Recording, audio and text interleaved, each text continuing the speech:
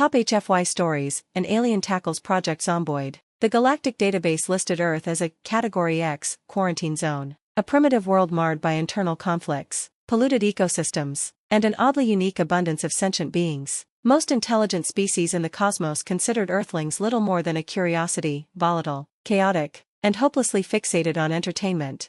For Krelnak of the Zephyrin Collective, Earth's digital media was a goldmine of research material. Video games, in particular, fascinated the alien scholar. These human simulations were vibrant windows into their psychology, fear, survival, ambition, and creativity all bundled into pixels. Among the vast archives Krelnak uncovered, one title stood out for its peculiar blend of tension and strategy: Project Zomboid.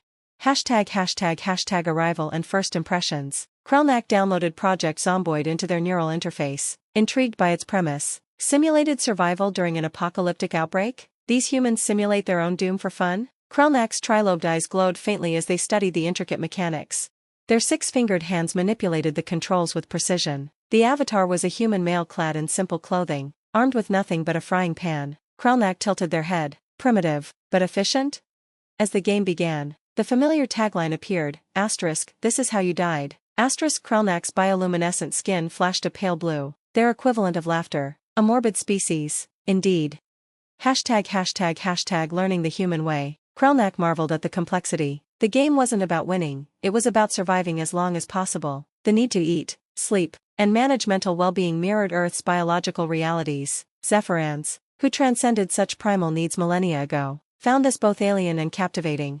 Krelnak's first attempt was a disaster. Their avatar ignored hunger, wandered too far from shelter, and clumsily swung the frying pan at an advancing zombie horde. The screen faded to black. Failure, Krelnak muttered, a tinge of frustration creeping into their usually calm demeanor. But Krelnak was no quitter. Their second attempt was more calculated. This time, they fortified a house, scoured the area for supplies, and even learned to craft makeshift weapons. The learning curve was steep, but they adapted, just as humans seem to in dire situations.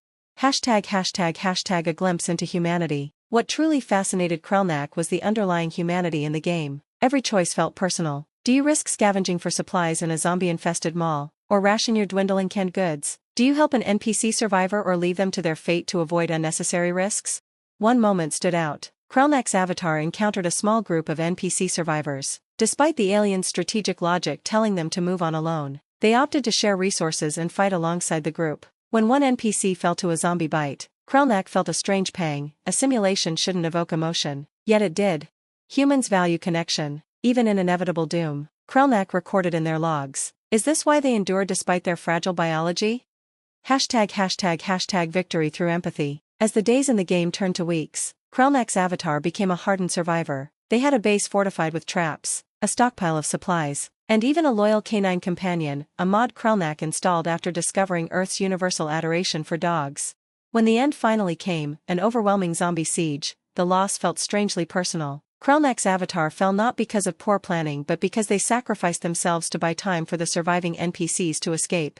As the death screen appeared, Krelnak sat in contemplative silence. ### The takeaway. Humans, Krelnak mused, are not just resilient, they thrive in adversity because of their ability to connect, adapt, and find meaning even in inevitable failure, a peculiar strength indeed. 4 days after, Krelnak shared their findings with other scholars, presenting Project Zomboid as a case study of human endurance and creativity. Though many Zephyrans dismissed the research as trivial, Krelnak knew better. It wasn't just a game, it was a testament to what made humanity special, and for a lone alien on the edge of the cosmos, it was a surprisingly enjoyable way to understand them. ### Expanding the experiment. After countless hours surviving Knox County's zombie apocalypse, Krelnak's curiosity only deepened. Humans were endlessly complex, and Project Zomboid was just one facet of their psyche. Krelnak decided to push the experiment further. ### Immersion mode. Living as a human. The Zephyrin Collective had advanced virtual reality technology capable of creating fully immersive simulations. Krelnak loaded Project Zomboid into their system, enhancing it to allow for a first-person perspective. Suddenly, they weren't an outsider controlling a human avatar, they were the human, feeling every pang of hunger, every spike of adrenaline when a zombie lunged too close. The first hour was overwhelming. Krelnak's species, though intellectually superior, lacked the sharp survival instincts humans had honed over millennia. Their neural network struggled to adjust to the emotional weight of panic and desperation. When a zombie broke through the barricade of their virtual safe house, Krelnak stumbled, fumbling with a baseball bat. The creature's rotting hand grazed their virtual arm, and the screen flashed, *bitten. The game's infection timer began. Krelnak paused, a sinking feeling settling in their core. ##### the human element, hope against hopelessness. Krelnak realized their death was inevitable. The infection spread in-game, slowing their movements and clouding their vision. Yet, they didn't log out. Instead, they spent their remaining virtual hours preparing supplies for the other survivors, fortifying defenses, and scribbling heartfelt notes in the game's journal feature. To whoever finds this, take the canned beans in the pantry. The zombies will come for you soon, but fight for as long as you can. You matter.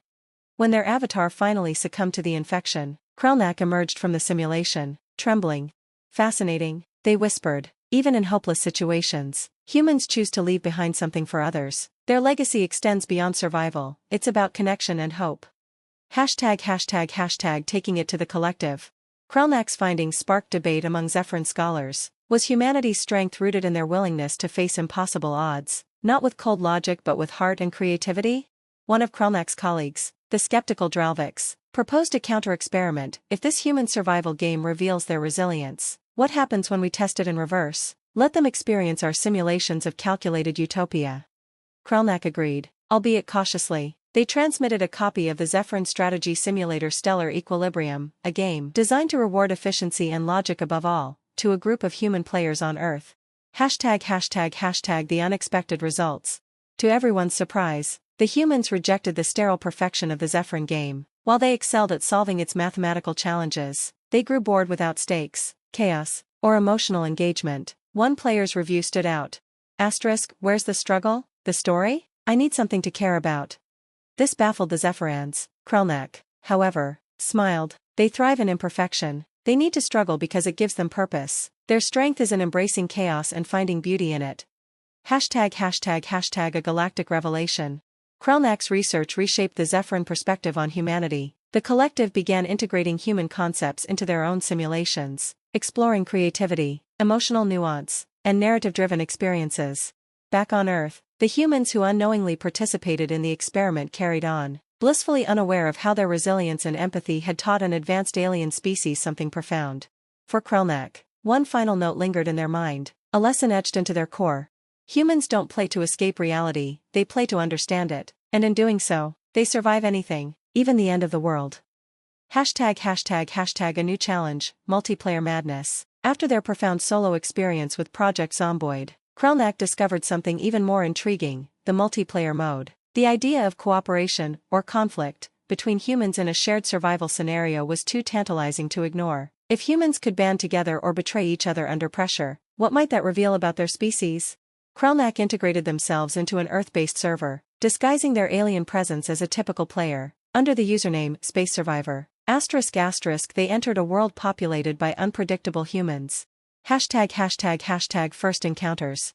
The game began in chaos. Players were scattered across Knox County, some screaming for help in chat, others quietly looting or fortifying buildings. Krelnak cautiously approached another player, a scruffy-looking avatar named Big Chungus 42. Friendly? Krelnak typed, unsure of human multiplayer etiquette. Big Chungus 42 paused, then replied, yeah, but stay out of my house, dude. Krelnak's bioluminescent markings flickered in amusement. Humans valued personal space even in apocalyptic scenarios. Nevertheless, they kept their distance while observing Big Chungus 42 expertly barricading windows and looting shelves. #### trust and betrayal. The next encounter was less amicable. A trio of players ambushed Krelnak outside a gas station, beating their avatar to death with crowbars and baseball bats. The chat lit up with mocking laughter. Space Survivor got wrecked. GG, noob. For a brief moment, Krelnak's trilobed eyes dimmed in frustration. Why would humans betray their own kind in a simulation meant to encourage cooperation? But then it dawned on them, this, too, was part of the human experience. Humans valued competition and risk, even if it came at a cost. Interesting, Krelnak muttered. Trust among humans is not guaranteed, it must be earned. #### building a community. Determined to learn more, Krelnak respawned and adopted a new strategy. Instead of isolating themselves or seeking revenge, they focused on fostering alliances. They scavenged medical supplies, food, and weapons, offering them freely to other players. This selflessness earned them a small following. By the end of the week, Krelnak had formed a makeshift community of survivors. They fortified a warehouse together, assigning roles. One player scouted for supplies, another crafted weapons, and Krelnak, ever the observer, took on the role of planner. The experience was exhilarating. Watching humans work together, each bringing their unique strengths to the table, was like witnessing a microcosm of Earth's chaotic resilience. The Great Siege. Of course, harmony was short-lived. One fateful night, the group was betrayed. A former ally, lured by the promise of loot, led a rival faction to their stronghold. Chaos erupted as the invaders brought zombies with them, breaking barricades and overwhelming defenses. Krelnak fought valiantly, their avatar swinging a crowbar with calculated precision, but it was clear they wouldn't survive. As the zombies poured in, Krelnak and the remaining loyalists fell one by one. The chat filled with apologies and anger. "Why did you do it, Jake the Snake? We trusted you." Jake the Snake's response was cold. "It's just a game, bro." Krelnak logged out, their bioluminescent patterns flickering in contemplation. A game, yes, they mused, but one that mirrors their reality. Trust can be fragile, yet when it is earned, it creates bonds that transcend logic. Final analysis. Krelnak compiled their findings. 1. Humans are unpredictable, a mix of altruism and self-interest, cooperation and betrayal. 2. Conflict drives growth, whether through competition or collaboration. Humans adapt best under pressure. 3. Even in loss, they find meaning. The destruction of their group didn't discourage the players. Instead, they plan to rebuild and try again. In their final report to the Zephyrin Collective, Krelnak wrote, "Humanity's greatest strength lies in their ability to weave connections, even amidst chaos and betrayal. Their games are not merely entertainment, they are reflections of their indomitable spirit. To understand humans, one must not only observe their triumphs but also their willingness to rise from failure. If they can survive their own self-made apocalypse, perhaps they can survive anything, even the stars themselves." A return to Earth's digital realms. Krelnak wasn't finished with humanity yet. The allure of other survival games, the Forest, Subnautica, and even Minecraft, called to them. Each one was another lens through which to explore the peculiar, chaotic, and endlessly fascinating human race. For Krelnak, Project Zomboid had been the beginning, and for humanity, it was only the beginning of what they could teach the galaxy.